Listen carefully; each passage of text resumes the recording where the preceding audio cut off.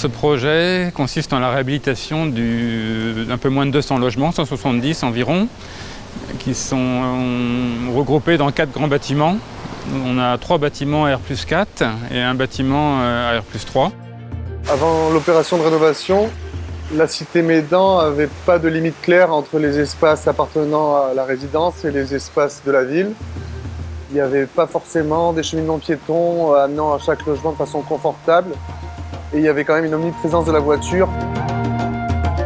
On s'est occupé uniquement des extérieurs.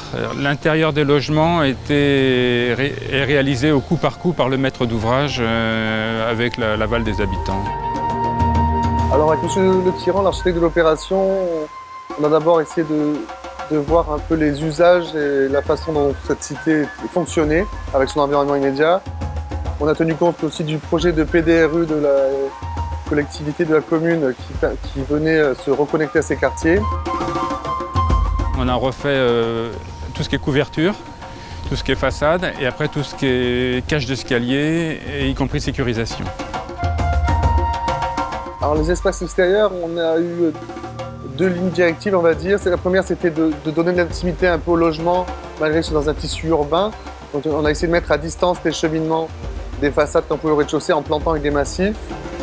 On a optimisé ces circuits piétons pour que chacun puisse aller chez soi de façon confortable. Et on a fait en sorte de laisser de la place pour mettre d'autres usages, c'est-à-dire des jeux pour enfants. Il y a eu d'autres projets qui sont venus, qui viendront après, de jardins partagés. Bon, alors après, il y a toujours une concertation avec les habitants qui a eu lieu.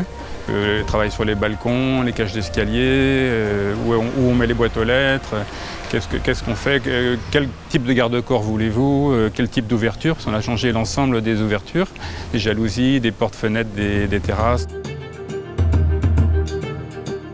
On a voulu apporter un peu de bois. Sur certains bâtiments, on a des claustras béton qu'on a recouverts d'éléments en bois. Bon, ça joue au niveau esthétique. Après, sur les bâtiments les plus hauts, c'était surtout de couper la hauteur. C'est pour ça qu'on a les parties hautes qui sont colorées, foncées, et la partie basse qui sont blancs, plus clairs. La végétalisation dans notre démarche, déjà c'est un peu de rapporter de la nature en ville. C'est participer déjà au confort thermique des bâtiments en limitant la réverbération, en apportant de l'ombre. Nous, on essaye d'apporter aussi une notion d'apaisement.